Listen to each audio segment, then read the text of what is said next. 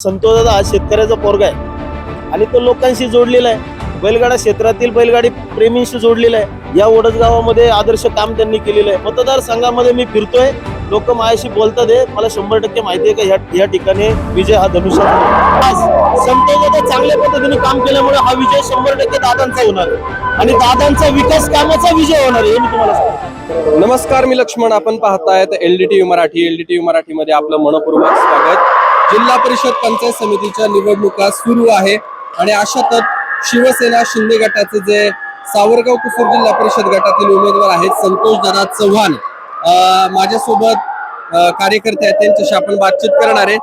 तर निवडणूक होती आहे, कशा पद्धतीचे या ठिकाणी वातावरण आहे सावरगाव कुसूर जिल्हा परिषद गटात? काय आता जिल्हा परिषद गटामध्ये सावरगाव कुसूर हा जो गट आहे, या गटामध्ये संतोष ज्ञानेश्वर चव्हाण हे अधिकृत शिवसेनेचे उमेदवार आहेत आणि सहजासहज आम्ही मतदारसंघामध्ये फिरतोय, लोकांशी बोलतोय, लोक आमचे संवाद साधतात। संतोष चव्हाण हे चांगलं व्यक्तिमत्व आहे आणि त्या व्यक्तिमत्वाने आतापर्यंत चांगली कामं केलेली आहेत। आज तुम्ही पाहिलं असेल का कुलस्वामी कोऑपरेटिव्ह संस्थेवर देखील त्यांनी तिथं संचालक, नंतर उपाध्यक्ष, त्याच्यानंतर कृषी उत्पन्न बाजार समिती आहे, बाजार समितीवर पण ते त्या ठिकाणी संचालक म्हणून काम केले।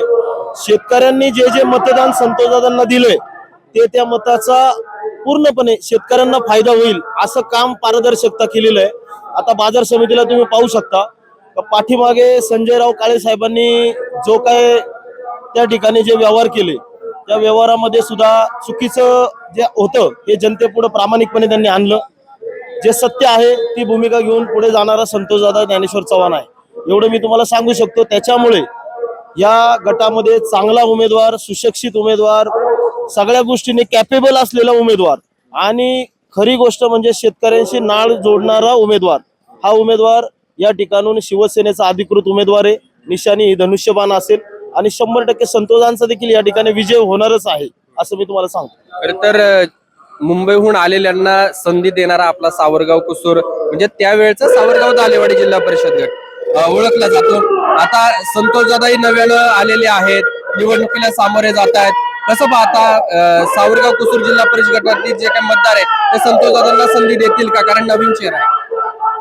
काय होतंय, आता शिवसेना 2 झालेली आहे। आता एकनाथराव शिंदे साहेबांनी जी भूमिका घेतली होती का आपल्याला भारतीय जनता पार्टी आणि शिवसेना ही आमची एकत्रित त्या ठिकाणी युती आहे आणि शिंदे साहेब आमच्या पक्षाचं नेतृत्व करतात, ते नेतृत्व सगळ्यांना मान्य आहे।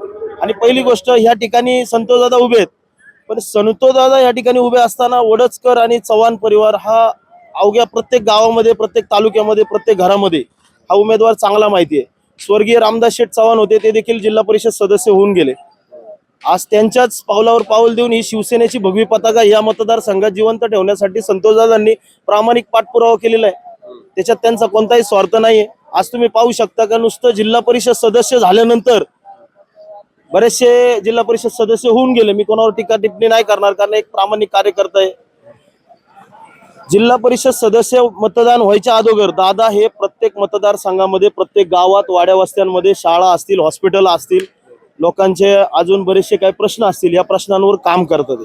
आता शाळेमध्ये ज्या मूलभूत गरजा आहेत, समजा परिस्थिती नसते माणसाला, एक बॅग हवी असते विद्यार्थ्याला, ती देखील दादांनी दिलेली आहे। दादांनी बऱ्याचशा या मतदारसंघामध्ये हॉस्पिटलांची बिलांसाठी पाठपुरावा केलेला आहे, त्याच्यामुळे दादा यशस्वी ठरतील असं मी तुम्हाला सांगू शकतो। तर विरोधी उमेदवारही तितकेच तगडे आहेत, मोठा आव्हाड आहे, कसं पाहता याचं? आता उमेदवार तगडे 100% तगडे आहेत, कारण या ठिकाणी या मतदारसंघामध्ये जिल्हा परिषद सदस्य आशाताई बुचके होऊन गेला, गुलाब शेठ होऊन गेले, पण संतोष दादा ही जी प्रामाणिक भूमिका आहे ही या ठिकाणी आम्ही ती घेऊन पुढे जाण्याचं काम करतो।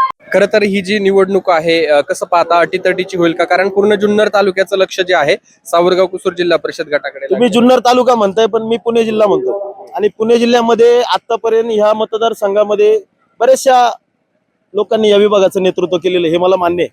पण सगळ्यात प्रथम मला तुम्हाला सांगायचं आहे की संतोष दादा हा शेतकऱ्याचा पोरगा आहे आणि तो लोकांशी जोडलेला आहे, बैलगाडा क्षेत्रातील बैलगाडी प्रेमींशी जोडलेला आहे। या ओढस गावामध्ये आदर्श काम त्यांनी केलेलं आहे आणि एकनाथ शिंदे साहेबांचं धनुष्यबाणे सांगायला लागतं का मतदारसंघाला बटन कोणतं दाबायचं? 1 नंबरचं बटन दाबून 1 नंबरचा विजय संतोषांचा होईल. आणि हे मी बोलायचंय म्हणून नाही बोलत हं. मतदारसंघामध्ये मी फिरतोय, लोक माझ्याशी बोलतात आहे. मला 100% माहिती आहे का ह्या ठिकाणी विजय हा धनुष्याचा होईल. तर 7 तारखेला मतदान आहे, 9 तारखेला निकाल आहे. कसं पाहता निकालाकडे? आता कसं आहे, निकाल तगडे उमेदवार आहेत. मी मागाशी सांगितलं निकाल खालीवर सुद्धा होईल, पण 100% मी तुम्हाला आश्वासन देतोय का ज्येष्ठ मतदारसंघ आणि ह्या ठिकाणी स्वर्गीय रामदास शेठ चव्हाणांनी काम केलं होतं आणि त्याच ठिकाणी आज संतोष दादा चांगल्या पद्धतीने काम केल्यामुळे हा विजय 100% दादांचा होणार आहे आणि दादांचा विकास कामाचा विजय होणार आहे हे मी तुम्हाला सांगतो. एक महत्वाचा प्रश्न की संतोषदादा चव्हाण यांची जर फाईट झाली तर कोणाबरोबर होईल? गुलाबशेठ पारखे की आशाताई बुचके? नेमकं काय? आशाताई बुचके यांनी सुद्धा नेतृत्व केलेलं आहे. त्या एकदम सुशिक्षित राजकारणी आहेत आणि त्यांना लोक इथे मानतात, बरोबर, आणि गुलाब शेठला देखील मानतात. पण मी तुम्हाला मगाशी सुद्धा बाईट मध्ये सांगितलंय की सुशिक्षित उमेदवार संतोषदादा ज्ञानेश्वर चव्हाण, चारित्र्य संपन्न असलेलं व्यक्तिमत्व, शेतकऱ्यांशी नाळ जोडले, बैलगाड्याशी जोडले, शाळा प्रेमिकांना काय लागते ते देतोय माणूस. आज कोणत्याही पदावर नसताना ज्या शेतकऱ्यांचा आवाज आज संजयराव काळे साहेबांच्या विरोधात जाऊन त्या ठिकाणी उचललाय, मग त्यांना सुद्धा त्या ठिकाणी संजयराव काळेंबरोबर दोस्ती करता येत होती. पण त्यांना जे लोकांनी मतदान दिले आणि ज्या खुर्चीवर बसवले ते सत्य त्यांनी लोकांपुढे आणले, म्हणून लोक संतोषाला मतदान देणारे आणि तो विजयाचा भगवा हा या ठिकाणी फडकणार. खरं तर त्यांनी विजयाचा विश्वास या ठिकाणी व्यक्त केलेला आहे.